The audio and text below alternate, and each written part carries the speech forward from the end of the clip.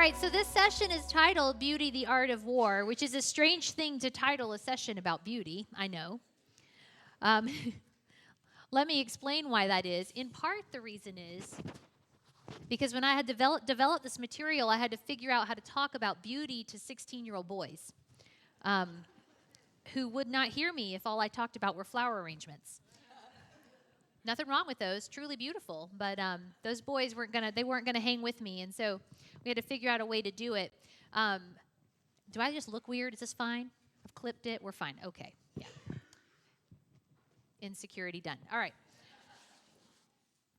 Now I want to open this session by telling you a story about a real person. His name is Vedran Smailovic. He was a cellist in the Bosnian Symphony. And he lived during the Bosnian War in the early 1990s.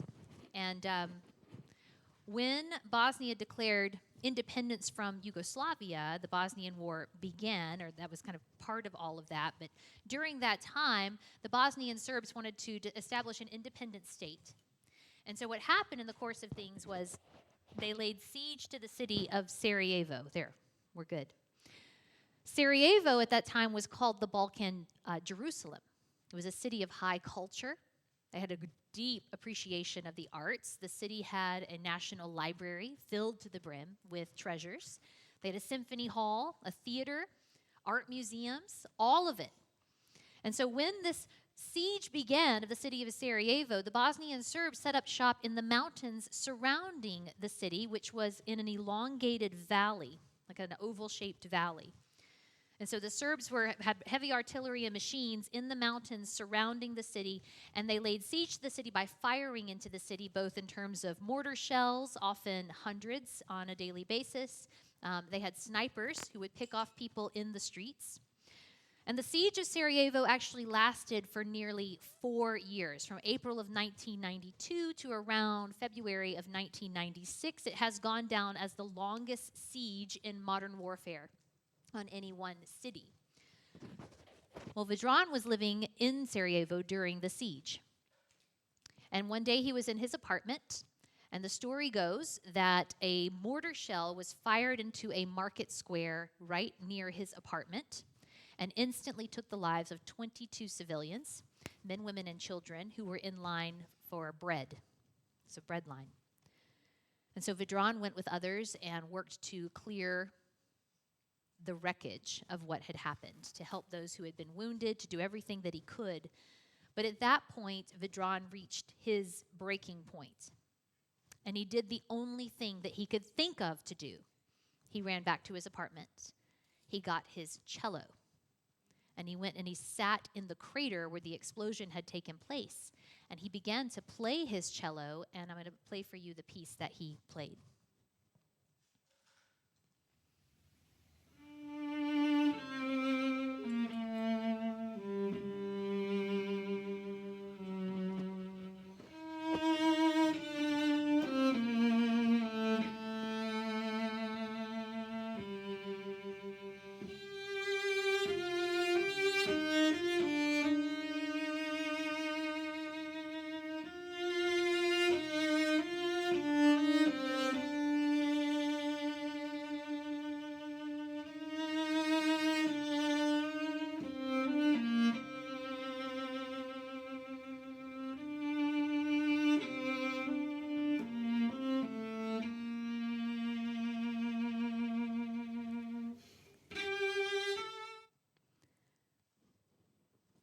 See an image of Vedran playing the cello in that spot. He actually went back to that spot every day for 22 consecutive days, and he played that piece. The piece is Adagio in G minor. It has an interesting history of its own. But he did it in the open, where he could have been picked off by a sniper at any moment. And because this was modern warfare, there were news cameras in the city during that time, and they actually caught him doing this. And the world looked on, and they didn't really have a category for what was happening in Sarajevo with Vedran. Like, what is he doing? And I think that I know what he was doing. See, we live in a world that thinks that beauty is in the eye, of the beholder. That beauty is purely subjective, something that you create. It is a matter of mere preference. That beauty is a luxury. It's just something extra. It's impractical. It's something that rich people put in their homes. It's not necessary. But I think what Vedran was doing that day is he was committing his own declaration of war. Playing the cello in that spot was his act of defiance, as if to tell the whole world, you can destroy my city. You can tear it down. You can burn it to the ground. You can break all of it, but you can never touch this. You can't have it. He was staking his claim and making his own declaration of war on all that was dead and dying and broken around him. Ladies, just with Vedran's act there, what I want you to understand is that beauty is not subjective. There's plenty of room for talk about taste and preferences in this conversation, but beauty is an objective reality. It is woven into the world around us as something that is very real, and it is vital, not unnecessary, not impractical, not just extra, but vital to the human experience and to human flourishing. So as we talk about beauty, I want to do a few things. Here's how our time together is going to go. I want to talk about the nature of beauty. So what am I talking about when I talk about beauty? And how can we know that it is something objective and real? I'm not going to make some exhaustive philosophical syllogism-style argument, but I will tell you guys a story and borrow from C.S. Lewis, which is what Christians should do when they want to prove something. No. That's a joke. Go to Scripture. But I do want to talk a little bit about Lewis and talk about the nature of beauty. I want to talk about some of the things that the definitions of beauty don't cover and can't, and there's a reason for that. I want to talk about our cultural moment and what's going on right now. Just touch on that in light of the last conversation that we had. I want to talk about beauty as it relates to God, as it relates to art, as it relates to Christ, and finally, practically, as it relates to us. So we have a lot to do, all right? Let's get started. The Professor John Mark Miravalle wrote a book called Beauty, What It Is and Why It Matters. It's a great little book. But one of the things he said is that nobody is ever turned off by beauty. Beauty is, by definition, engaging, appealing, delightful. But people are regularly turned off by other people talking about beauty. Beauty and the experience of beauty are so exquisite and so personal that talking about them can seem to ruin them. Well, I'm going to risk it. I'm going to risk talking about beauty, and I hope to lay a feast before you, and my hope is that you walk away with enhancement of the way that we can enjoy and even cultivate beauty in the world around us as our own acts of defiance against all that is broken and dying in the world. All right? So the nature of beauty, here we go. When we talk about beauty, we are doing philosophy. We're hanging out in a subcategory of philosophy called aesthetics. You guys know that word of aesthetics. I think even Gen Z has co-opted it, and it means something else now. But there we go. It's an aesthetic. It's a thing. So aesthetics is the study of beauty. You can read the late, great Roger Scruton, who studied aesthetics for his whole life. And there are defining characteristics of beauty that we will look at in just a few moments, but I want you to know from the outset that as we talk about beauty, we are delving headlong into mystery. There is going to be mystery that is part of this conversation. And there's a reason for that. Dr. Peter Kraft, who I quoted earlier, says that beauty is not a problem that can be solved, but a mystery that can only be participated in. The reason that that mystery is there is that beauty is one of those philosophical questions that you can give your whole life to studying and never reach the end of the question. There are other questions like that, questions about the meaning of life, questions about love, questions about what happens when we die. Life's biggest questions, many of them are like that. And philosophers will give their whole lives over to studying those questions and never reach the end. And those that have come to the understanding that they'll never reach the end will tell you the reason for that is that the question is wrapped up in us. And we are largely mysteries to ourselves. There's a reason for that. God is the supreme subject. 3 subjects, as a matter of fact. 3 persons, 1 essence. That is the nature of the Trinity. It is not contradictory. It is paradoxical. That's not a contradiction. But 3 persons. So God understands what it is to be a subject.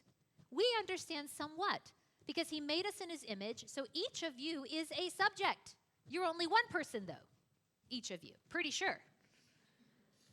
And as subjects, you are not able to step outside of yourself and then fully objectify the one doing the objectifying.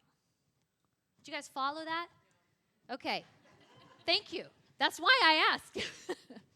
You cannot put yourself under a microscope and then be the scientist who fully masters and figures all the components of yourself out. We don't work that way. We are discovering things about ourselves all the time. There is one who knows you better than you know yourself. But we're the ones who are learning, and will always be doing that. You guys get that, right? God is infinite. So if you're here and you're like me and you're like, people ask my kids, what does your mom do? And they're like, she's a professional nerd. And I'm good with that. Guys, for the professional nerds among us, which just means people who get paid to read books or people who just love to read books, we will learn of God forever. And we will never exhaust his depths because he is infinite. You can't wrap your head around that. You're finite. You had a beginning. What an incredible reality. We will worship him with our minds forever. Heaven will not be boring. It's like, say it louder so the people in the back can hear. I'm okay with mystery. Mystery is not the same thing as contradiction. Mystery just means I don't have all of that information yet. So there is more to come. Mystery is where there's room for wonder. G.K. Chesterton said, the world will never starve for want of wonders, but it will starve for want of wonder. G.K. Chesterton also understood the nature of the conversation that we're having. You'll see another quote from him in his book, Orthodoxy, from a chapter called The Maniac. And what he's really talking about in that chapter is many things, but there was a question raised about the people who end up in the insane asylum. If you ask people, who are the crazy ones among us? Most of the time they would say, it's definitely the poets. It's the artists. They're the ones out frolicking in vineyards. We don't know what they're doing. They're crazy. And Chesterton would say, actually, no, they're not. The artists are not the crazy ones. It is the strict logicians, the ones who are all reason, no poetry. In other words, when that fact value split happens, the ones who are on the bottom railroad track and never look to see that there's anything more to the world, the ones who are trying to figure it all out and master everything with no room or allowance for mystery, those are the ones who go crazy. He says, poetry is sane because it floats easily on an infinite sea. Reason seeks to cross the infinite sea and so to make it finite. The result is mental exhaustion. Yes and amen. To accept everything is an exercise. To understand everything, to master, to conquer, to own everything is a strain. The poet only desires to get his head into the heavens. He just wants to look around. It is the logician who wants to get the heavens into his head, and it is his head that splits. Remember, you were never meant to know all the answers. So as we delve into talking about beauty at a day that is dedicated to apologetics, it's going to be a little weird because we're not doing a whole lot of A to B logical, tight reasoning. We're going to do a little more playing, a little more music than math, if you will. But that's okay because they came from the same source. And we've already demonstrated that. I want you guys to look at this picture of my son. This is what we're going to be doing today. The first time I took my daughter to the beach, I knew we were going to be okay. She's the oldest one. I took her to the beach and I set her on the sand and she tiptoed to the edge of the water. And the water came towards her and she was like the elephant in the Disney Tarzan movie. She's like, this looks questionable to me. Like, you know that gun? And so she ran away from the water and then she was like, she's my cautious one. We're fine. Then I had a boy. I took him to the beach for the first time and I did not put him down. I dropped him onto the sand. He was not harmed because he's a boy. He bounces, stands up, shakes himself off, and keeps going like a robot. He was squiggling so bad that he was like, because he saw the great big blue ocean, and it wasn't enough just to look at it for him. And he took off toward the water, and he did not stop at the edge like the elephant. He kept running into the waves until a wave that was head height for him took him out. And this is how he came out of the water. He'll be 14 in a few weeks. You can just pray for me. Because it's very much still just like that. But I show you the image of him. This is my favorite photograph of my son. Because this is what we're doing today. It's not enough just to look at it. There's something about beauty that draws us in. It's not enough just to see it. We want to be in it, part of it, reveling in it. And we'll look at more of that as we go. So today, as we play a little bit in the music, more than the math, this is what we're going to be doing. Like children at the beach. So as we talk about the nature of beauty, understand beauty is something. It is real. Okay? In the same way, evil is something. It's real. There is evil. There is beauty, but it's not something. Does that make sense to you guys? It's not like and that's where we get in trouble when we talk about beauty. People will say, what's beauty? And we start talking in metaphors and similes. Beauty is the mountain range nearby. Beauty is the desert in bloom. Beauty is like a newborn baby. Beauty is a single flower in like a field of asphalt. Beauty is, and it's just all over the map. And you're going, wait, which one is it? You've named all these things, but any one of those things isn't beauty. They are beautiful, perhaps. So when we talk about beauty, it's a little easier to think of it as an aspect of reality, not some particular thing. Kind of like morality. It's wrapped up in or woven in reality around us, and we discover it as we go.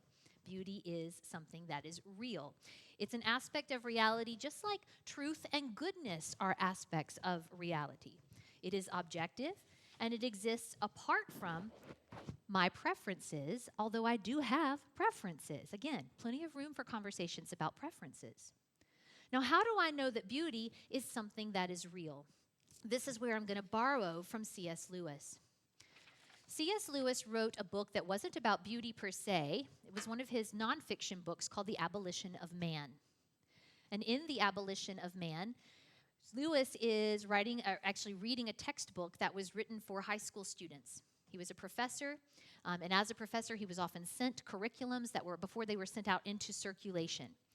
So when he received this language arts curriculum meant for high school grammar students, he began to read the book, and what he saw was the unfolding of a worldview that gave him trouble. The worldview at the time was called positivism, which really just means that it's that bottom railroad track. Science is the way that we dictate what is real. So Lewis, in a very academic conversation, pushed back on that, and he did it through a high school textbook. In the textbook, the authors, whom he called Gaius and Titian, my brain just did a scrambled egg thing. Gaius is one of the authors. We'll look it up later. That's not the important part. In the textbook, these two men had a grammar lesson. And in the grammar lesson, they had a conversation that was played out that reportedly the poet Coleridge had had years before about two tourists at a waterfall. The tourists were looking at the waterfall. One man called the waterfall sublime, which in definition is very close to beautiful. So we're going to borrow that word beautiful and stick it there. The other tourist called it pretty. Coleridge said that the first man was correct in his assessment of the waterfall, and the second was not. It was, in fact, beautiful. And this is where the writers of the textbook said, neither man is really talking about the waterfall at all. These men were simply talking about their feelings. And that's where Lewis took issue, because those authors were no longer offering a grammar lesson. They were offering a lesson that took values and made them meaningless. Thus, the abolition of man. And the whole rest of the book argues what a world without values will look like. So Lewis said this in response. It was not possible that they were talking about their feelings. The feelings which make a man call an object sublime are not sublime feelings or beautiful feelings, but they are feelings of veneration. If, quote, this is beautiful, is to be reduced at all to a statement about the speaker's feelings, the only proper translation would be, I have humble feelings. Let me unpack what that means. When Lewis read that conversation, he recognized that when the man looked at the waterfall and called it beautiful, it was because the man looked at the waterfall and felt small. His feelings were directly opposite to the attribute he gave to the waterfall, and rightly so. When you encounter something beautiful, it's not beautiful because it fosters beautiful feelings in you. When you encounter something truly beautiful, you are brought to your knees. It humbles you. It demands things of you. And it can incite any number of feelings. But the beauty was an aspect of the waterfall. Real. Objective. Beauty is real. Christians are not the only ones who recognize that beauty is real. We talked a little bit in the last session about the Greek thinkers. Plato is one of those, and we talked about him and his world of the forms. He would also talk about beauty as something real and knowable, something objective. He understood that for it to be objective, it had to come from somewhere beyond us. It had to have a transcendent source like morality or the good. So beauty is that way too. For it to be real and objective, it must come from somewhere transcendent. And Plato recognized that, and so he would have called it real, objective, and knowable. Thomas Aquinas, a Christian thinker, also called beauty real and objective. He defined it for us. Beauty is that which, when being seen, pleases. In other words, you know it when you see it or sense it in some other capacity. We recognize beauty, and we can be trained to do that better. But we recognize it. We understand it. Aquinas gave us a working definition, attributes that beautiful things share. And he wasn't the only one. Others have written about it at great length as well. But we'll take Aquinas' definition because it helps us a little bit. Beautiful things do share a sense of integrity. Beautiful things, in order for something to be beautiful, they must have two things in particular. There must be order that's present, and there must be surprise that's present. And I mean those kind of generally. Order in that it's something that makes sense. It's rational. It's good. Truth and goodness are tied closely with beauty. But surprise in a couple of different ways. In one sense, it surprises us because it didn't have to be the way that it is. That's an objective kind of surprise. Like, oh, this could have been a certain way, but it's not. This is the moment that you have when you look at something like a tree that's all twisted and gnarled, but it holds your attention and you're not really sure why. Like, it didn't have to be that way. Why did it grow that way? It could have been another way. Another way that things surprise us is that they just exceed our expectations. It's unexpected, strange in the best possible way. So for beauty to be there has to be order and there has to be surprise. When we look at the first two of Aquinas' attributes of beauty, we see order. This integrity. Beautiful things are unified in a particular way. This is what I mean by that. When you encounter something truly beautiful, there's nothing extra about it, and it's not missing anything. There's a perfect unity of form and content. Form and content. Those are the two necessary components for any work of art. Form and content. You got to have stuff, and you form it in some way. When we get to Genesis 1, we'll see God is the supreme artist, form and content. That's all we did, all Genesis 1. Beautiful things have a certain sense of proportion that is right, ordered, and surprising. The best way to understand this would be something like if we walk into a cathedral and your eye is drawn to the front of the cathedral, there's typically something there that's larger than the things around it. It might be a cross, it might be some image, some other icon, something like that. But the largeness of that thing meant to draw your eye to it in proportion to the things around it is appropriate. That's what's supposed to be going on. Proportion can also be seen in other aspects. You can see proportion in visual art. You can see proportion in music. You can see proportion in a meal, right? We just typically think about it in terms of mass or size. Harmony is another aspect that beautiful things share. And all harmony means is that every part of the beautiful thing brings out the best in all the other parts. We usually think about music when we think about harmony, and that's appropriate. Wonderful pieces of music have that quality where the parts bring out the best in all the other parts. In fact, many philosophers will call music the highest form of art because when you listen to beautiful music, you can hear the harmonies that are not being played. There's an incredible reality to that. But harmony can also exist in a meal, in a visual piece of art, photograph, sculpture, even in a relationship. In a group like this, where all the parts bring out the best in all the other parts, in the body of Christ. Luminosity is the other quality he gave, and I think this is where we get to surprise.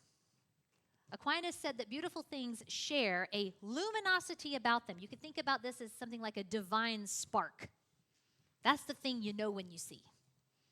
There's just something about it that drew your attention, or that made you stop in your tracks and pay attention to it. Divine spark. Best examples I can think of, when I take a nap at my house, I grew up in Georgia, and we moved to Colorado, and now we live at elevation, which brings on a whole host of issues that I didn't know existed. But what I do know is I did not know the sky could be as blue as it is from the trampoline in my backyard. So when I lie on my trampoline, I look up at the blue, blue sky in Colorado from that elevation. We live at about 7,500 feet.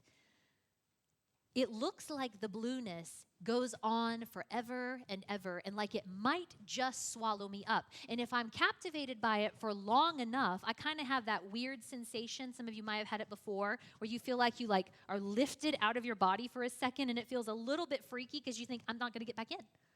Like you're just like, and you might have like a shiver run down your spine, something like that. I also remember the first time I saw a campfire, like an open flame, and I was absolutely mesmerized by it. I couldn't look away from it. Order and surprise. There was a literal divine spark in that sense. It was a spark. But it was something that drew my attention, and I couldn't stop paying attention to it. Beautiful things have this kind of divine spark about them. So beautiful things share these attributes. They may have them fully. Very beautiful things have more of them than not. They may have them in part. And you can have conversations as to what is more beautiful than not, because beauty is real and there is a real standard. People have been doing this for a very long time. But there's something about beauty that the definitions don't entirely cover. Beauty has psychological effects on us that we can't fully explain. This is the mystery part. Beauty is more enticing than truth and goodness. That sounds like a dangerous thing to say, but think about it. If that were not the case, we wouldn't struggle with temptation. Beauty sneaks past your defenses and grabs hold of you, often before you know what's happened, which is why Hollywood is so effective. The stories are very beautiful, often at the expense of truth. They have the market on beautiful in terms of imagery, often at the expense of truth. And the stories creep in. It was a 17th century politician, Andrew Fletcher, who said, in essence, that the storytellers are the ones driving the culture. He didn't say those words. He said something that sounded a lot like, and I'll paraphrase, tell me who writes the lyrics of your culture, and I don't care who writes its laws. Because it's the storytellers who drive the culture. Scripture tells us that too. That's why in the book of Daniel, when Nebuchadnezzar took people from other nations back to Babylon and put them through his 3-year Babylonian Harvard University, he taught them the language and the literature of the Chaldeans, not the STEM subjects. It was the language and the literature. The storytellers drive the culture. Beauty makes us do things that make no practical sense whatsoever. This is why we have a lure when it comes to beautiful places. It's why people build their houses on the edges of cliffs. Why would you do that? Well, because it's beautiful. Guys, I would never sleep a wink if my house was on the edge of a cliff. My aunt lives on one of the barrier islands off the coast of Charleston. It's called Folly Beach. And at the end of that 5-mile stretch of island, there's a place called the Washout. It's the best surfing in the state of South Carolina. They hold the state championships there every year because of the way the sandbar is and the way the waves break. But it's called the Washout because every time a major Category 3 or 4 hurricane comes through, all of the multi-million-dollar homes down there wash out down to the sand. And those people just build them again. Why? Because it's beautiful. Makes us do things that make no practical sense whatsoever. Beauty lifts you out of yourself. Takes you out of yourself, kind of like it did with me on the trampoline. You're all familiar with this because if I have readers in the room, you know that if you're in the middle of a really good book, or it might even be a really good movie, or it might even be a compelling television show that's got you wrapped up in the story, and somebody comes into the room and they're like, hey, what are you doing? I don't care how sanctified you are, you're going to be mad at them. Are you with me on that? They interrupt you as you're reading, as you're engaged in the story. And they're like, what are you doing? You're like, well, I was taking the ring to Mordor. What are you doing? Before I was so rudely interrupted. Do you understand? It's because you weren't in the chair.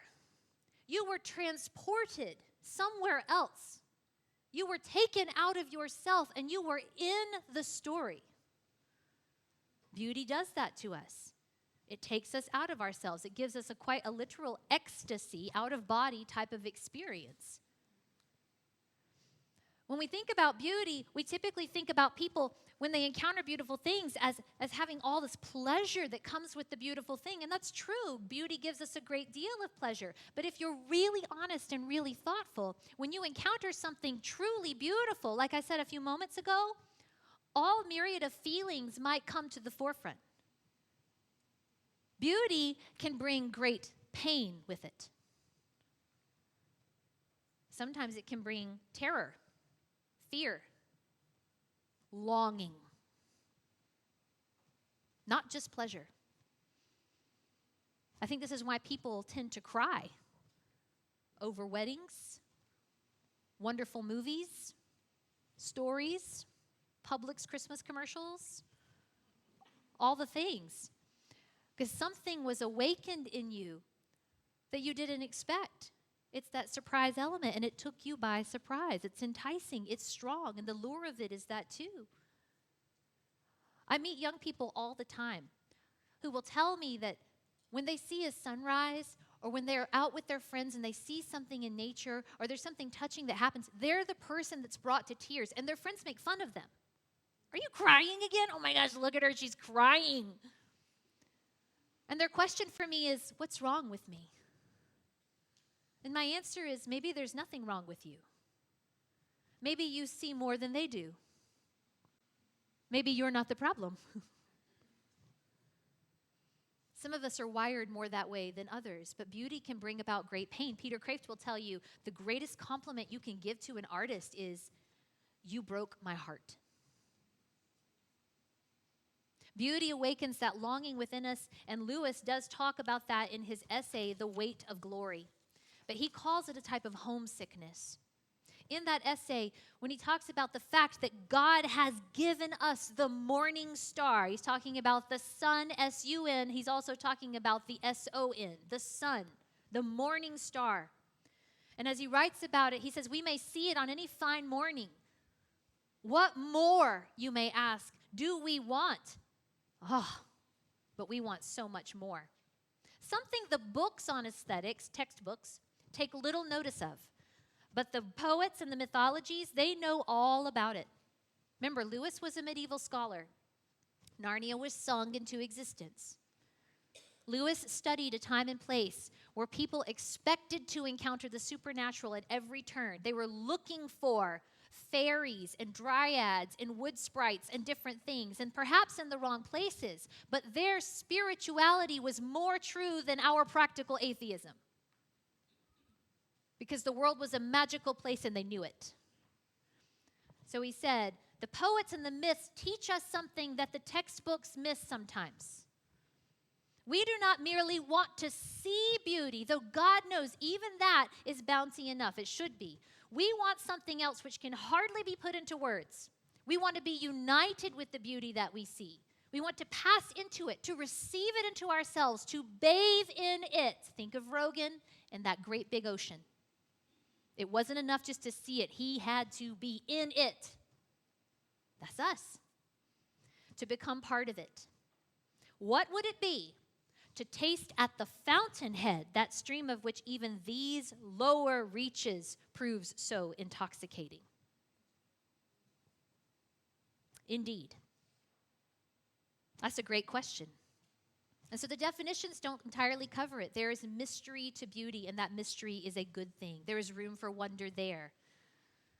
The definitions don't even cover the irregularities that the Christian worldview makes happy room for. There's a happy home for the irregular things in Christianity, like the gargoyles on the Gothic cathedrals and statues and places. Like, what are those guys all about? And yet those people made cement look like it was flying. Something incredible about it. Like the dissonant notes in a wonderful piece of music that set off the other notes so that they do exactly what they're supposed to do, and the contrast makes them shine. That's an irregularity.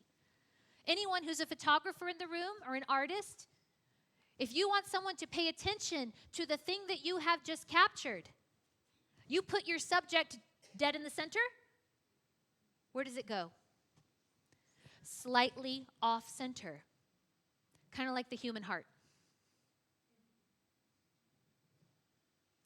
There's room for even the weird stuff in the Christian worldview. And it's all wrapped up in this mystery. So what's going on in our cultural moment? We live at a time and place where we have that tagline, beauty is in the eye of the beholder. Beauty is all subjective. In fact, I think if you ask people on the street, do you think we live in a world that is obsessed with beauty? I think they might say yes. We live in a world that is obsessed with beauty. Now, what do they mean by beauty? What do you think? Say it loud so I can hear you. Youth. Okay, youthfulness. There is an obsession with youthfulness, mainly driven out of a weird worship or avoidance of death that we have. It's a culture of death, yes. What else do they think of when they think about beauty?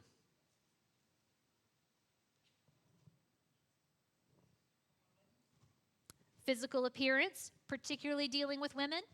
When I Googled the word beauty a few years ago, here were the first 3 pages of my phone that I scrolled through. Do not go randomly Googling things. That's just a public safety announcement. Next slide.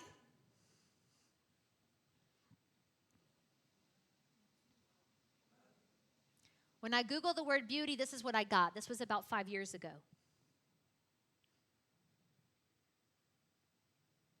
Next slide, please. This is more recent. This would be this past year. Subtle differences, I think, in a positive direction. It's still women. It's still a certain age group of women, of a certain shape perhaps, but now the women there's a little more variety to them. We see different colors of women, all beautiful. That's actually one positive small step. More variety there. Ladies, we live in a culture that thinks it's obsessed with beauty, but it has defined beauty so narrowly that we actually live in a culture that is starving for it. Do you see that? We have taken the beauty and we've hidden it away. We've gotten to the point where we have people in this room who, because of the message of the culture, because the storytellers drive the culture, can no longer look in the mirror and say, I am beautiful and God has made me this way. My grandmother was stunning. My baby girl was stunning. The message resonates all throughout, but the stories around us, the air that we're breathing, don't always tell us that story. Let me hang out here for a minute. How in the world did this happen? Well, back up to the last lesson. Think about that fact-value split that took place. Beauty was one of those values. Beauty was one of the things that couldn't be measured in terms of a scientific metric. We can only do so much with the attributes by assigning them like a mathematical level and evaluating, is this more beautiful than that? Beauty's not something that you study per se empirically, though it is something we sense. It's a weird thing. So it was relegated to the realm of the unknowable. Therefore, culture bought the lie that it is subjective. It's in the eye of the beholder. It's up to you to decide for yourself. And we are still living under the weight of that idea, that decision. Remember, the first major reaction to this stripped down, scientific, mechanistic world was Romanticism. And the Romantics, in their rejection of the other, they swung the pendulum all the way in the other direction. Well, beauty is as I define it. Beauty is as the artist defines it. And artists, they're special people because they have a special sensibility the rest of us don't have. And so it became an all-out worship of the artist, but it was the artist who dictated what was beautiful, rather than the artist doing what artists do and representing the real in light of the ideal. It changed the way that we understand it. I had a professor who taught very Socratically in grad school. He was infuriating and wonderful, right? Like he was the kind of professor who was like a whirling genius of a person, and he would leave the room still asking insanely frustrating questions. And then he would be off on his way, and you didn't have answers, and you're sitting and thinking about them at all hours of the night. And I want to tell him thank you, but that was hard. And I remember him standing in class one day having this kind of discussion, and he asked a question that was kind of provocative. It was very provocative. His question was this: as all of this unfolded, things happened. Things happened in the world of the arts and the world of aesthetics. Why do you think modern art is so ugly? He said. And I was like, whoa, I don't know if I think modern art is ugly. I got to sit down in that. His point was larger than evaluating individual pieces of art. See, artists are like canaries. Artists are people who are wired by God to be sensitive to the air around them. Canaries were the birds. If you ever owned one, you know this. Like if you own a canary, don't paint the room that it lives in, or it'll be dead.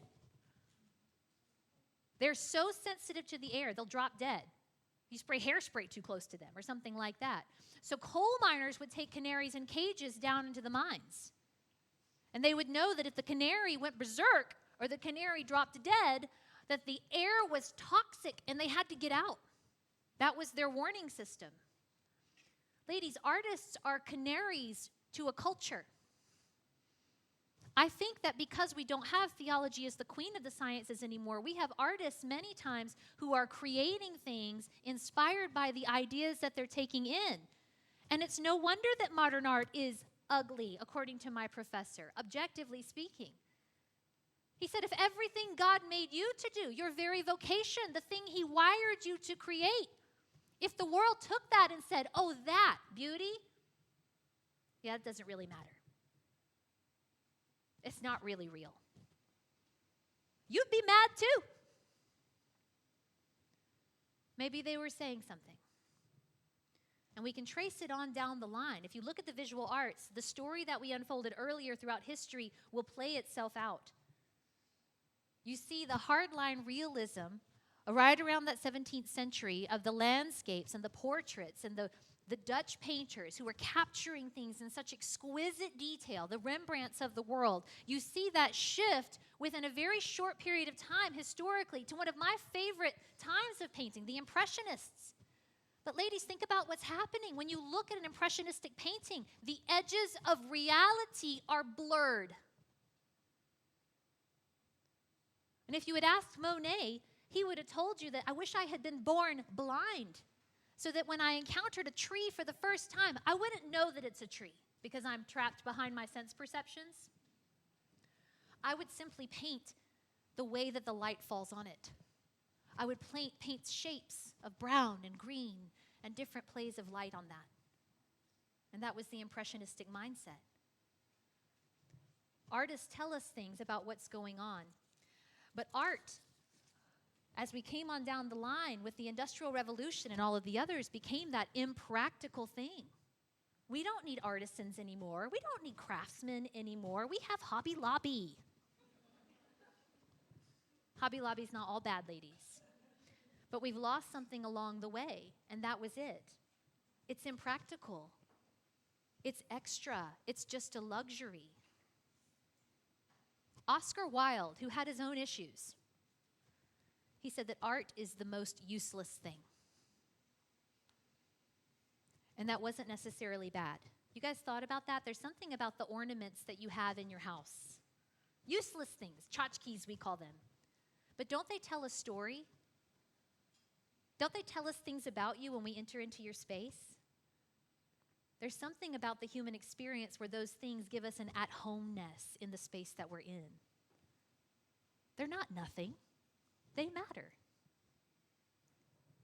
Turns out that the most useless things turn out to be the most useful things in the long run, which is why people will still walk into cathedrals and be in awe. But more modern architecture, where it was form over function, let's make it just industrial, let's make it serve the purpose that it's doing, those buildings are crumbling in ruins. In the cities where that's most apparent, cities like London, there are huge public battles about certain buildings and new architecture that's taking place because of this mindset. When we build the practical buildings that are cinder block and plain and simple, and they just serve the purpose they're supposed to serve, but they're not beautiful, it's tearing apart the skyline. And so there's a real crisis in cultures like that.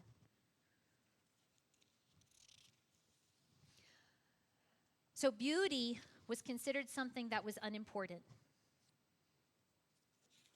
But it turns out that beauty is something that we need, something that Christianity never separated from the rest, and something that, like love, requires a certain kind of inefficiency. To notice it, to sit with it, to contemplate it, to pay attention to it in a world that has so many things demanding our attention. So if you want a life where you're recognizing and seeing more of beauty, then make a practice of paying attention. And it's hard to do. It requires changing. I think there are positive trends in terms of that. Churches like this one, if you have artists among you, listen to them. Let them be the ones who decorate. We have a lot of churches where the pastor is given that responsibility. Everything goes to the pastor, and those pastors sometimes are not artistically minded, theologically brilliant, but sometimes not the artist. And you're like, Pastor, which painting should we hang? Don't ask the pastor. Ask the artist. That's like asking my husband, what should I wear to this event? Bad idea. He's not a fashion guy, right? It's okay. I love that about him. So, do you think that God cares about beauty, ladies? Okay, good. We're on the same page with that. You betcha he cares about beauty. Page 1. We have to go no further than page 1. In beginning, God created the heavens and the earth. The world was without form and void. So what did he start doing? Content and form. Filling it and forming. Filling and forming. Filling and forming, such that Genesis 1 has this beautiful poetic pattern for the first 5 days of creation. God fills it up with stuff, and he forms it. He separates the light from the darkness. He separates the deeps from the expanse. He separates the land from the water. And then he starts filling it with living things, the plants, each according to their kind, forming them so that they're different and recognizable. The animals of all different kinds, the sea animals, the birds, the beasts of the land, filling it up and forming them. And then on day 6, something really weird happens. He makes human beings, man and woman, as images of God. Moses' audience would have heard something very particular there that's fascinating. Talk about that later if you want to. But as images of God, he then did a weird thing. He formed, and then he said, you fill. And he gave us this incredible relationship and rulership that we have as stewards of the created order that he made. You fill it up. You rule. You subdue. And what a beautiful thing that is. So God, the supreme artist, made us with the capacity to enjoy the world that he gave us. He could have made you like the animals. Guys, the inanimate creation is not in awe of itself. Right? Maybe rocks will sing if Jesus tells them to. But the mountains aren't waking up every morning going, look at me. I give glory to God. We recognize that and give glory to God. It tells us something about him. And that's an incredible reality that he gave to us. I'm getting ahead of myself. God made a world of order. Remember, the other competing creation stories in the ancient world told stories of chaos. The world came to be out of warring gods who were part of the natural order, and it was out of their violence towards one another that creation sprang forth. Right? The Babylonian myth, the Enuma Elish, talks about that Marduk, the chief of the gods, defeated the sea goddess Tiamat, and he dismembered her body, and that's how we got the continents. Violence. Human beings in every single one of those creation accounts, they're all very similar in terms of chaos, violence, and then some order came, but it's really disorder because it's chaos at bottom. And then you have human beings who are at the bottom of the chain. And their purpose in life is either to be entertainment or slave labor to the gods who can't make up their minds. They're toys. And then we had Genesis 1 come onto the scene and tell an entirely different story. God created. Oh, well, who did he defeat? Who did he defeat? He has no rivals. God created the heavens and the earth. Well, what about the sun? Isn't the son of God? No, he made that. Spoken into being. Order at the bottom and all the way through.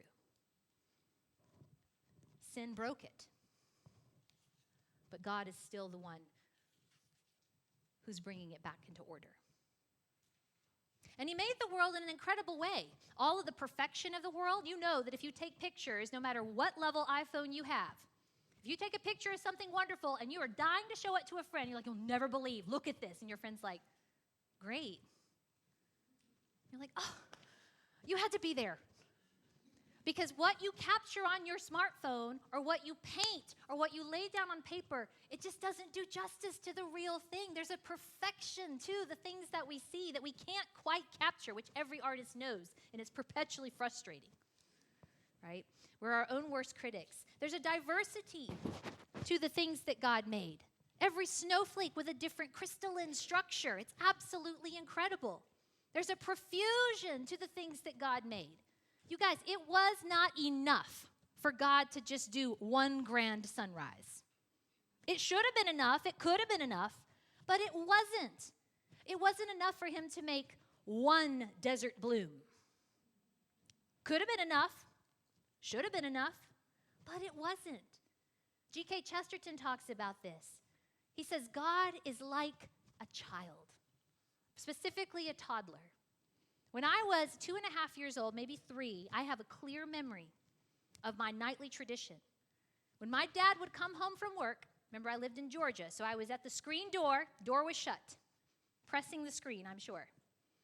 And my mother had a strict rule. You may not go out that door until your dad's truck has stopped and the engine is turned off. So that's what I was waiting for.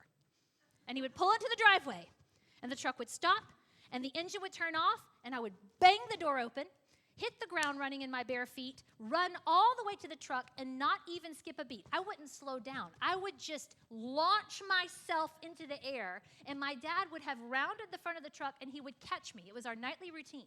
And he would take me and swing me and toss me into the air.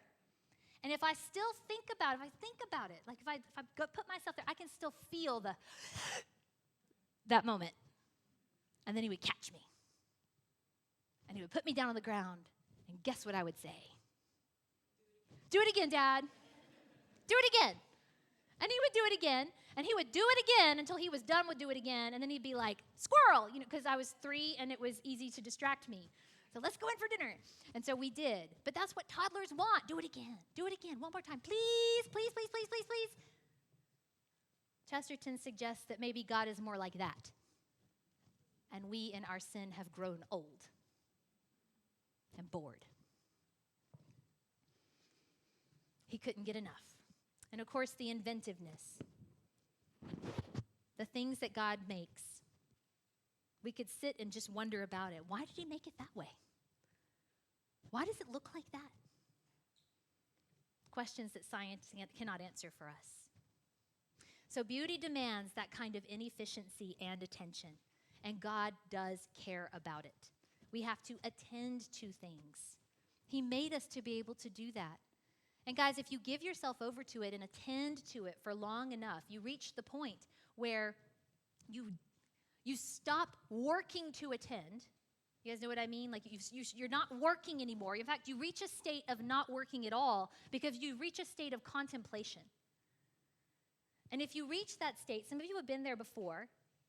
If you ever take a child to an art museum or just outside, you'll see them look at something long enough to where they're looking beyond the looking. Like their eyes glaze over because they're no longer in a state of actively thinking about the thing. They're in a state of complete reception. That's what worship can look like.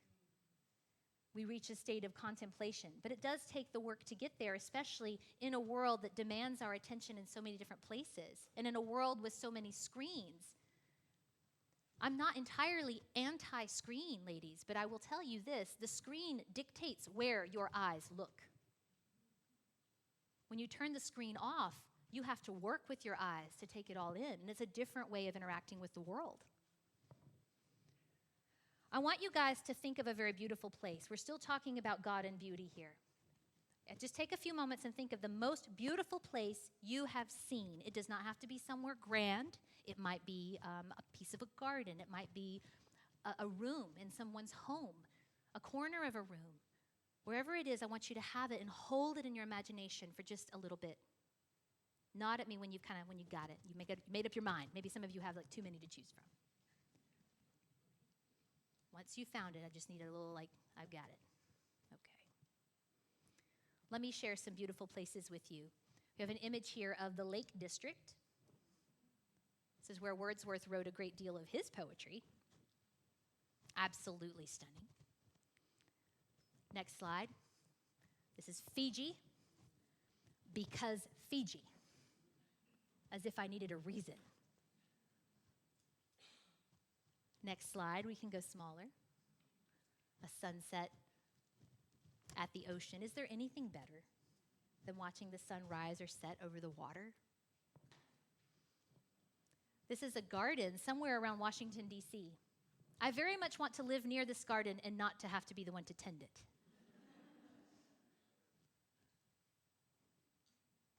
Someone's kitchen, right? Gorgeous. I want to sit in there, by that fire, eat a meal, fellowship, and visit with people. We can go smaller than these things even. These are grains of sand beneath a microscope. Wow. The color. Sand. They all used to be part of a mountain. That's an animal cell. And then we have the pinnacle of all that God made.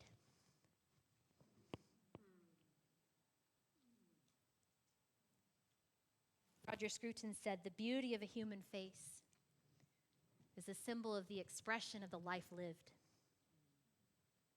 There is nothing more beautiful than a human face."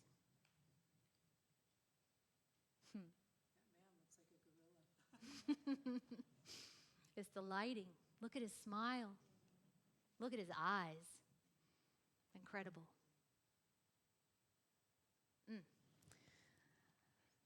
So symbolically, ladies, that's each one of you. Don't know if you've ever thought of yourself as a work of art before. Each of you began as a unique idea in the mind of the supreme artist, and he brought you into being. What an incredible reality that you encounter works of art every day and that you are one. That means that you deserve to be attended to, noticed, appreciated, and that there's something about your life that points to something greater than you. God cares about beauty. I want to know what your beautiful place was. Anybody want to share? Just a few people want to share. What was your beautiful place? Yeah. Your grandmother's house in summer. Where is her home? In Oregon. Well, yeah. Lori, did you have one? Pikes Peak. Yep. Yep. We share a common time in Colorado Springs. Mm-hmm. I love the show Heartland. Yes. The opening of the show Heartland. Canada and watching the horses, I get teary every time. It's amazing. Yes. Mountains, horses running. Like you're just like, wow, that exists in the world? Mm-hmm. Anybody else? Yeah? Lake Louise. Oh, where is that? In Canada. Okay. Never been. Mm-hmm. Kauai. I've been to Kauai. And you're just like, generally, Kauai. It is a stunning place. Yes. Go ahead. It was Kauai as well. Oh. Bodyboarding in Kauai. I mean, if you looked at the photographs people take of the inside of a wave, it's just crazy, right? We could go on like this all day. One more in the back. What was it? Parts of Australia? I've never. Perth in Australia. I understand. Oh. Uh-huh. Okay. Okay. I've not gotten to spend any time in Australia. I was in New Zealand in January for just a little bit. I don't think it's all that similar, but it would make sense. Incredible. So, ladies, we all had somewhere, and Matt, you could tell me about it. You could tell me with exquisite detail. Now, at the chance of like offending people, I'm going to do this. That maddening professor that asked me the question about modern art asked me another question about this. He said, Megan, if Adam and Eve came and looked over your shoulder at the Lake District, what would they say? And of course, I'm like, I don't know. He said, I think they would say, what happened here? This is a real dump. Let it sit for a minute. I'm taking nothing from you. I'm taking nothing from you. The places that take our breath away, rightly so, in this world that God made, the places that make us weep because we just can't understand or take it in or whatever the longing it awakens within us, those places exist in a world that is broken. So I'm taking nothing away from you. I'm telling you, it only gets better. Christianity has always been a philosophy of more, not less. More of the good. What an incredible reality. We know that God cares about beauty when we look at Scripture. We look at Genesis 1. Guys, we look at Exodus. Exodus, where he has them construct the tabernacle. And he calls Bezalel and Aholiab by name. These craftsmen, these artists. And it says for the first time in Scripture, it uses this language. He gifts them with his Spirit to build his dwelling place. And apparently God cares enough about beauty to go on for 14 chapters of all the details that he wants his house to be and look like. We could even make an argument, says Francis Schaeffer, that God loves abstract art. Why else would the priests have blue pomegranates sewn onto their robes? Pomegranates are not blue. And yet that's what he wants. Does God care about beauty? He absolutely does. That brings us to a conversation, a brief one, about art. We are sub-creators. We can't create ex nihilo the way that God did. That means out of nothing. We can't create out of nothing. We can't just bring things into being out of nothing. But we can use all that he gave us, and he did give each of us creative capacities. Now, I'm going to talk about art for a moment. We might not all be artists, but we are all creative. So understand that. Jerram Barr says it this way in Echoes of Eden, the book that he wrote about this. We might say that our dominion over the earth, next slide. There we go.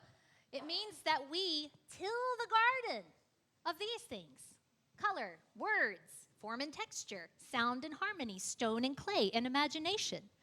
We do this when it comes to God's works in history, and we do this when it comes to other human works throughout history. We are inspired by the natural world. We are inspired by one another. We're inspired by all manner of things, and we create out of that. And artists have a unique and wonderful way of doing that. When we ask that question, what is art? That's a great big question. But what I do know is that there's some capacity in which artists create or represent the real in light of the ideal. When we encounter good art, it does something not just to paint what they saw, but to tell us what it means. It catches our eye, and we long to look. And we long to keep looking and keep understanding and keep asking the questions about the piece that's been put in front of us. Artists do what Malcolm Guite said. Artists have an uncanny ability to comprehend the things that the rest of us only apprehend.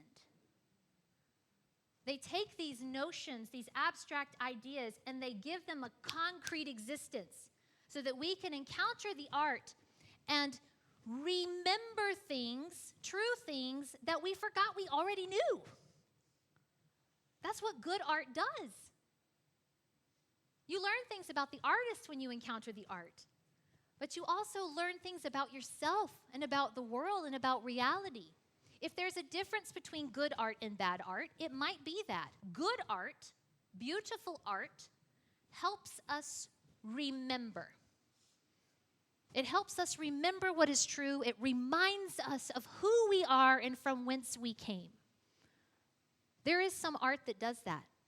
But there's also a lot of art that is designed to make you forget. And I would call that art that is lesser. Doesn't mean you can never interact with that kind of art. Just be aware that you want to fill your mind and your heart and your soul with things that are good and true and beautiful, and they will form you. Good art helps us remember. Bad art makes us forget. One example, if you've read any of the classics from the Greeks, the Odyssey is about to come out in film form. I don't know what that's going to be like, so I cannot recommend it. I don't know. I hope that they do a wonderful job with a classic story.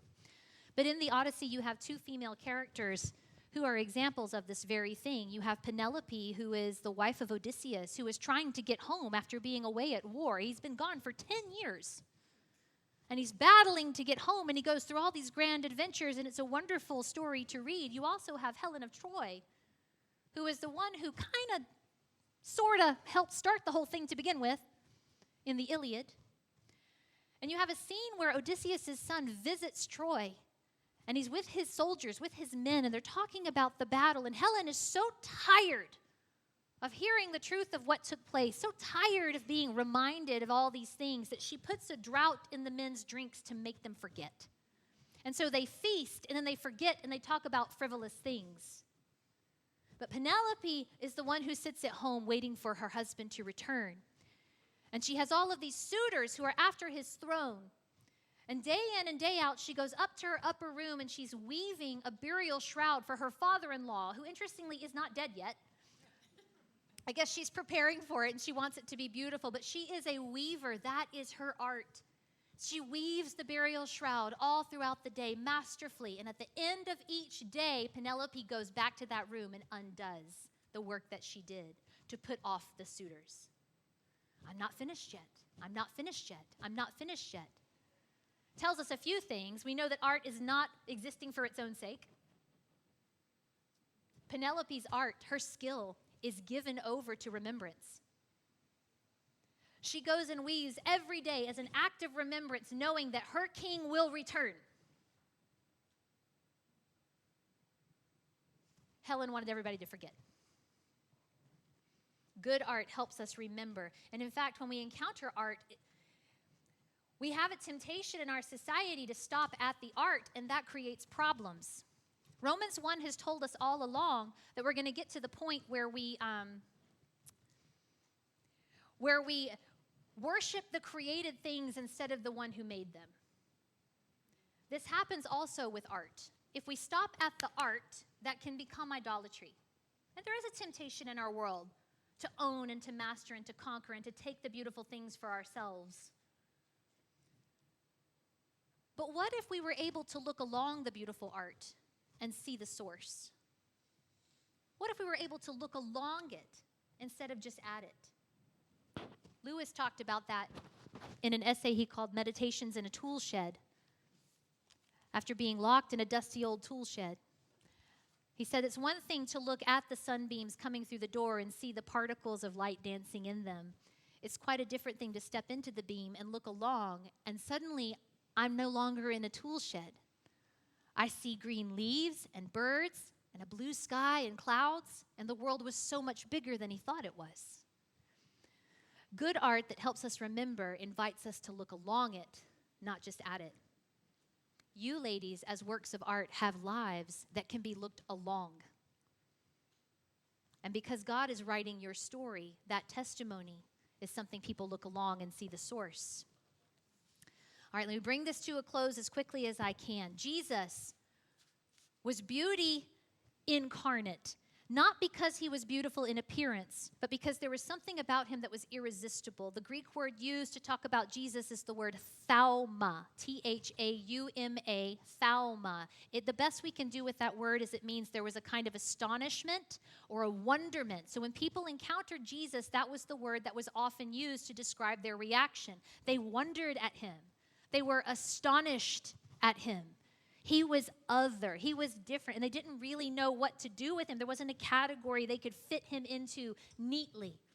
And we saw that throughout his life with the way that people treated him. Many were drawn to him. He was absolutely magnetic. Even the ones who hated him could not stay away from him. They just kept coming back over and over and over again. And as Jesus did what he was sent to do, his words, one philosopher said, his words enticed his enemies to murder and his friends to lay down their lives. He was a powerful presence, to say the least. But then he went and did the impossible. Ladies, I told you the problem of evil is a real problem. Evil is real. It can only be real if there's a real good that you can work against or turn away from. And Jesus didn't ignore evil. And he didn't succumb to evil. Jesus actually enveloped it into his salvation plan. You guys see that? He turned it inside out.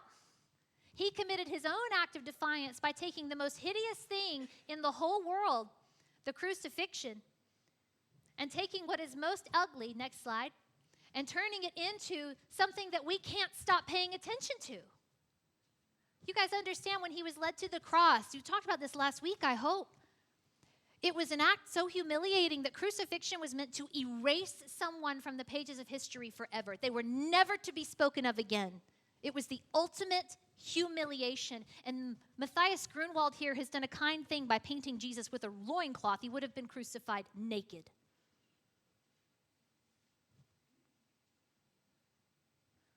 In his own act of war, he transformed it into something stunning.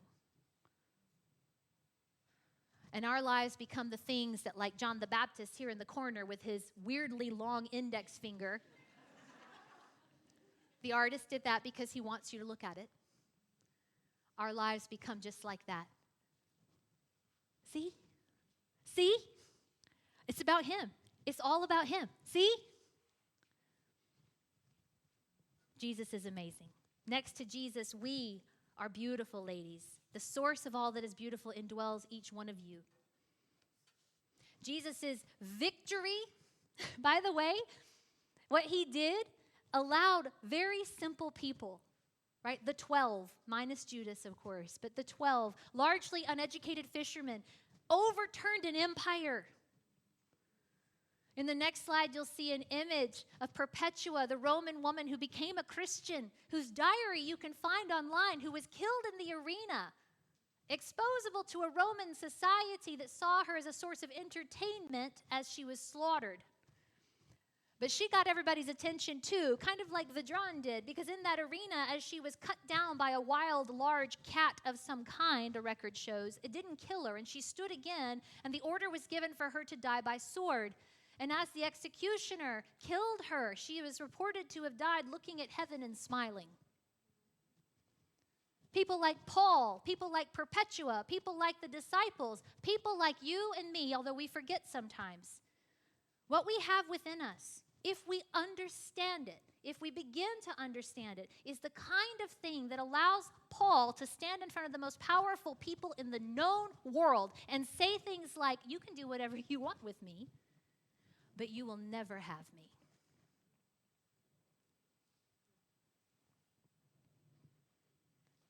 So what does that mean for you? I want you to ask yourself a question about your creative capacities. I want you to think about, what did God hardwire into you that when you're doing it, you get lost in it? It might not be art. We think creativity and art, we conflate the two, and that's not proper. Art is a particular vocation. But you are all creative, and that looks different ways. In my family, I'm the artist. I'm the one with my head in the clouds. I'm the absent-minded professor, but I love poetry and I love words, and I like to draw and doodle and write beautiful things and all of that. My daughter is the uber-organized one. She used to ask me, can I listen to an audiobook while I dust the bookshelf? And I'm like, who made you? Of course, child. Yes, if you must. If you must. I'll think about it. No, my daughter will enter a space, take everything that's already there, reorganize it, and make it something very pleasing. She has an uncanny ability to do that, and it brings her life and energy. My husband speaks fluent spreadsheet. And let me just tell you something. Some of you ladies are that person. You are the administrative spreadsheet, organized to a T person, and you have gone your whole lives because of confusion in our culture and been told that you are not creative, and it is an outright lie from the pit of hell.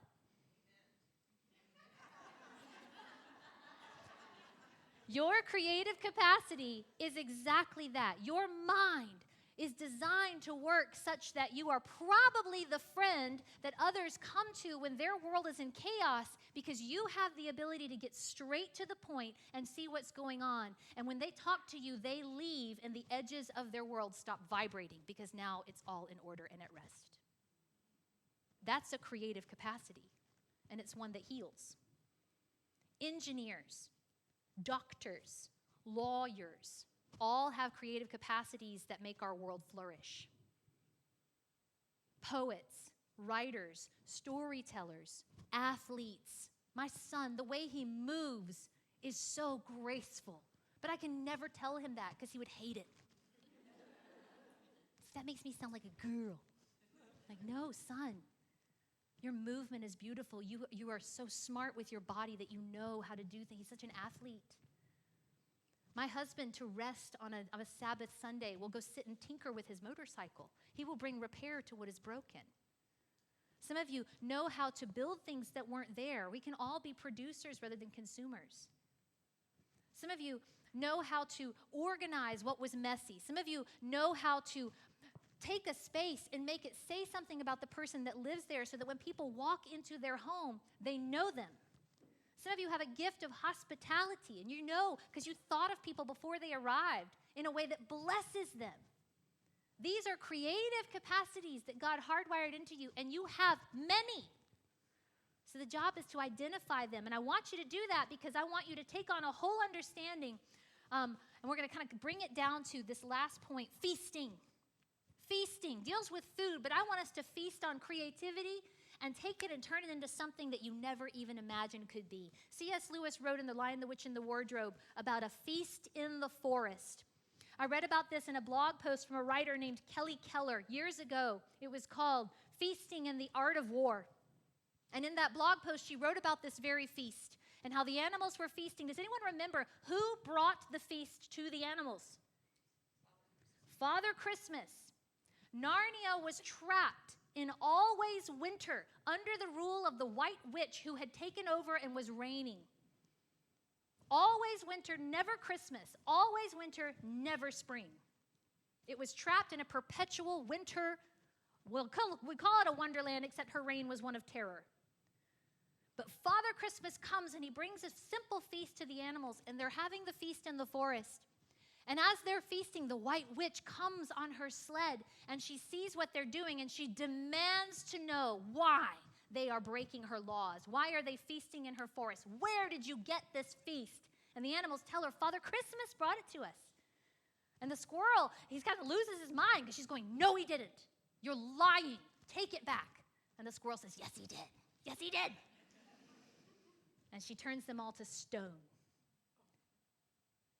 Ladies, she cannot stand the fact that Father Christmas has come into the forest because it tells her their simple feast shouted to the White Witch that her reign was coming to an end. Because if Christmas has come, the thaw has begun. And she's done. Every time you use your creative capacity, every time, in such a way that you do something you didn't have to do to make the world a little better, every time you cultivate beauty in the world around you in the simplest of ways, we would just call it everyday faithfulness. But ladies, every time you do that, it is not meaningless. It is your own declaration of war on everything that is dead or dying or broken around you. Every time you do it, every time you feast, every time you practice it, you tell the enemy, you're done. We just celebrated why last week, and praise God for it. So I'll leave you with one question, and we'll go to discussion. What will your act of defiance be today?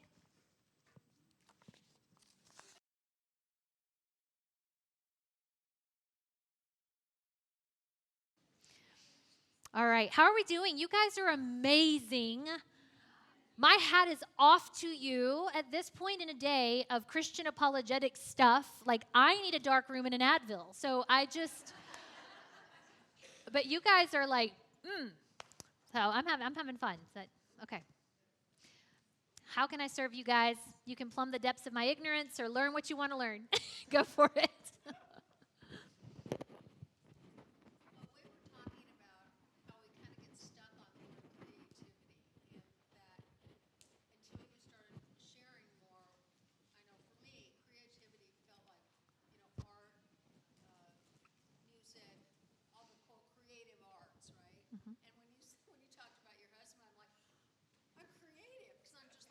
Okay. And it was kind of an aha, but so I'd like, can you tell me a little more about that? Because I really have gotten stuck on that word creative and that I'm not. Yeah. Okay. So the question was, talking about the word creative was maybe an interesting thing that hasn't been considered before in this way, because we tend to tie creativity in with crafts and art or making music. A lot of it is artistic activity. And so many of us have gone our whole lives and never been told you're a creative person, when in fact God made all of us with creative capacities. And so I think part of the point of that was to extend our understanding of creativity, much like we need to do with beauty. Like, we've limited it so much. So to be creative, we're doing kind of like that quote said. We're taking the raw materials that God put into the world and fulfilling the mandate he gave in Genesis 1, when he said, you fill the earth and then have dominion. Some translations say you rule. He's talking to the man and the woman. And he said, and subdue it. And we think of subduing something. I remember John talking about this one time, Stone Street. I mentioned him earlier. He said, we think of subduing, like if I'm subduing a cockroach, I'm crushing it. Or we're apprehending a criminal, But this is not what it was talking about there. It had to do with taking the raw material that God gave them in the garden and then filling up the earth with things, making good things from it, right? Remember, he didn't put them in a manicured golf course. He put them in a garden that was teeming with life. I can only imagine. And he says, subdue it. So it has to do with nourishing, cultivating, bringing forth, and building new things. So his message there was, make civilizations, build cities, have cultures. Culture is an inherently Christian thing. The fact that human beings would expressively make art and would expressively have traditions and things they gather around and ways of dealing with food. And like we have 15 different restaurants that you guys go to on a bi-weekly basis because it's so diverse. So to be human is to kind of make these things. That's creativity, and it can come out in so many different ways. We have just limited it in thinking it must be, I have to be crafty, or I have to be able to create something that is artistic, rather than I can use my capacities to bring order to that which is chaotic. I can use my capacities to fix what is broken. I can use my capacities to, I don't know. I had a student who was shocked. He said, well, I'm an engineering major, and I never thought that designing a bridge could be beautiful or be an act of war. And I said, my friend, I'm so glad you're designing the bridge and not me, the poet. That we could actually drive across your bridge. Because you would innately know what is required to make the design that the architect gives you work so that we don't fall into the water, right? So that creative capacity, we're bringing forth things from the raw materials that God gave us, like gardeners. So, yeah. We can keep...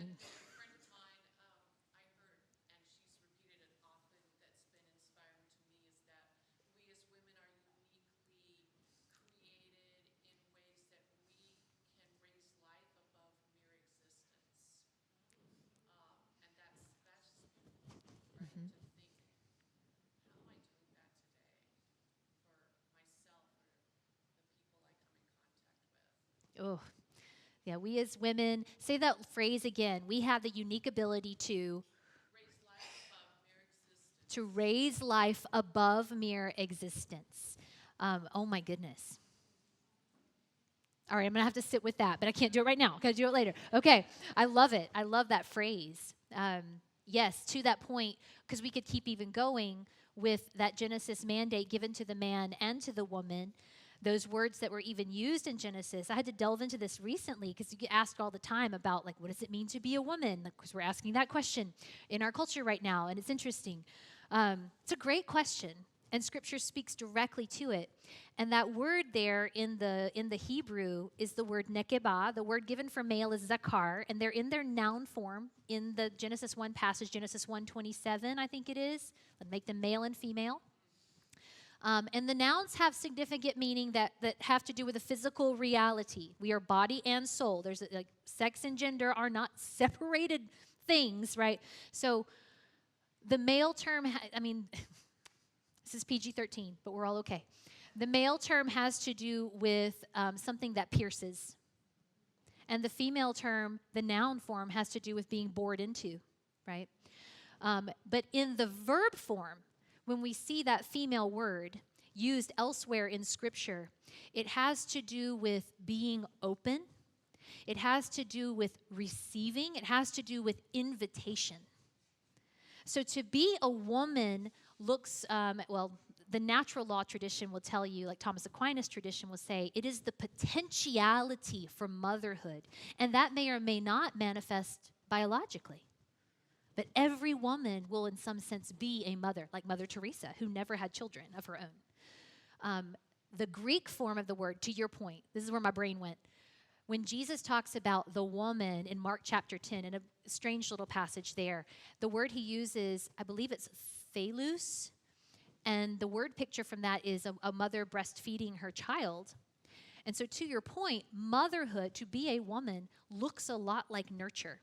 And it has to do with being open to receive and giving back something that is life-giving.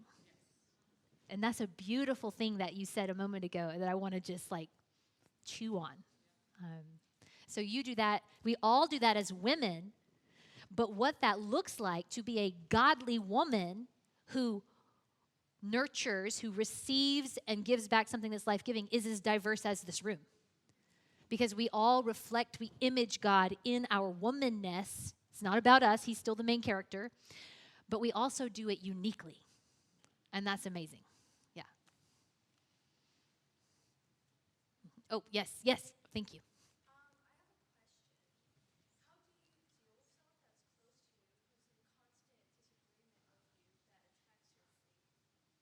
Okay, how do you deal with someone who's close to you, who is in constant disagreement with you, who is attacking your faith? Is that what you said? Who's attacking your faith? That's a tough one because sometimes it's the people closest to us that we have the hardest time hearing, right? Or ministering to. The people who are closest to us can hurt us the most. And that's just hard. I think there's more to that question that could if we had a long conversation over coffee, it might go differently. But generally speaking, I I think there's a sense in which you want to love them. And by love, I mean biblical definition. You want your words, your actions, everything you do, everything you say to be for their true good, which means it will make them look more like Jesus. The things you say will make them look more like Jesus. That does not always feel good to us or to them. It's hard. Christianity, we didn't sign up for easy. We signed up for a Savior who did it, and then by grace, He's bringing us along with Him. I think that there's a respect that you can have in your praus, in your gentleness, where if someone is hurtful to you, that's something that you could probably narrate. So here's a tip, a practical thing. We learned about that Columbo 3 question a few minutes ago, or last session, right? Where you ask a question and present information. If the person is attacking you and it's felt, then you might just pause and narrate what's happening by saying, listen, I hear the passion in your voice and I care for you. I do. But I want you to understand, if I spoke to you in this way about your closely held convictions, I would be being very rude to you, being mean to you, being unkind to you, or attacking you, whatever you want to say. Do you realize that's what you're doing to me right now? And call them out on it. That's not an unkind thing to do. It's actually calling them to a higher version of themselves. You're having a higher version or vision of them in that moment, or view of them in that moment, than they may be having of themselves. They might be degrading you and thus not acting as a human being who is wanting flourishing to come. So in inviting them to an honest conversation, you can do that. Or you might just get to the point of someone you really love to say, hey, I'm so willing to have these conversations with you. I will go there and we can talk about it, but you are not allowed to be cruel to me. It's okay to say that, I think. They would probably say it. Am I wrong? You're being so mean. You're being so arrogant. So just take it and go, have you considered that you're being mean? Have you considered that I was having a conversation about this and you've made it a personal attack and that hasn't addressed the issue at all? You've just called me a name. If they call you a name, ask them what they mean by that. And you can use that first Columbo question there. Somebody calls you a name. Ladies, if somebody calls you a name, that's classic ad hominem attack. It's name calling, Latin for name calling. They haven't addressed your argument or your reasons in any way. They've just called you a name and expected that to end the conversation. That happened to me in Connecticut with a man. His name was Chris. But quick story, and then I'll move on. God bless y'all. Just tell me to be quiet if it's too much. I was speaking at a series of Catholic high schools on the pro-life issue. I drove from one school in Connecticut that morning to another town that night where I was speaking at a school the next morning. I was exhausted and I was freezing because it was winter in Connecticut and I was from Georgia at the time. So the school that morning had taken pity on me and given me a sweatshirt, and it said Mercy Tigers because it was Mercy High School, and but I was so cold. And I got to my hotel late, went to the bar because the restaurant was closed. And my goal for the evening was, I will eat a chicken Caesar salad, and then I will watch Gilmore Girls until I fall asleep. That was the plan. And as I'm sitting at the bar waiting for my food to come, there are two men at the end of the bar. This is just prior to one of the recent election cycles. We'll say that. The men at the end of the bar started arguing about abortion. And they had been, as my Southern grandmother would say, slightly overserved.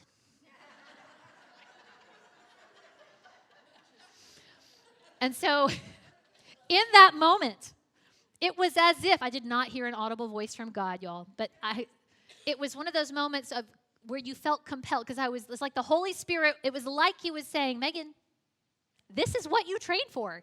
You need to say something. And of course, I'm having a side conversation with the Holy Spirit, that's not the plan. And He took over, because one of those men said, what's a Mercy Tiger? And I said, oh, it's a school where I was speaking this morning. It's their mascot. Still arguing with the Holy Spirit. And he said, oh, are you a teacher? I said, well, kind of. Well, what were you talking about? I'm like, are you kidding me? I said, well, actually, I was talking about abortion, interestingly enough. And he sat down in the chair next to me and he goes, oh, what's your game? I was like, excuse me? He said, you are like a religious person, right? Obviously. What's your shtick on the whole thing? And I told him what I'm trained to say.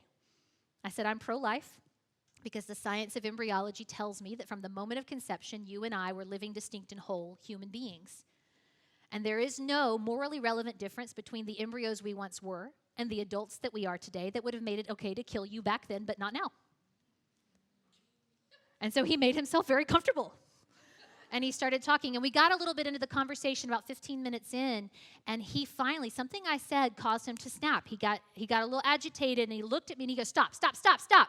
Don't you hear how ignorant you sound? And I said, I'm sorry. We were having a good conversation. I just have to ask you, what do you mean when you say I'm ignorant? Columbo number 1. And he goes, you actually think you're right about all this. I said, well, Chris, do you think you're right in your view? And he goes, yes. I was like, well, help me understand that. Why is it that when you think you're right, you get to be right? But when I think I'm right, I'm ignorant. And he looked at me and he goes, well, it sounds kind of arrogant when you put it that way, doesn't it? And I said, yes. He actually apologized. And we kept talking. And I learned a little bit about Chris that night. And we didn't get to the abortion issue per se. We had wandered off. But he had walked away from the church. He'd been burned by the Catholic Church in this case pretty badly. Had 2 daughters who were grown daughters. And all he wanted in the world was for his girls to be good women. But he held to an atheistic worldview that had no grounding for what good is. And we talked about that for a good long time, and I don't know what's become of him, but I think of him often. The point of that whole rambling story is if somebody calls you a name or they hurt you in some way, call them out and ask a question so that it becomes obvious to them. Whoa, pause. Do you see that you're attacking me right now? What brought that on? I'm not upset with you. Right? Something I said must have set you off. That wasn't my intention. Could you tell me what it was? So the hard thing is that you have to be the one who is very praus in that moment. Yeah. And don't discount the power of prayer, friend. You might not be the one who gets through, right? That's the Spirit's job. So just pray. Yeah. Bless you. Good question. Easier said than done.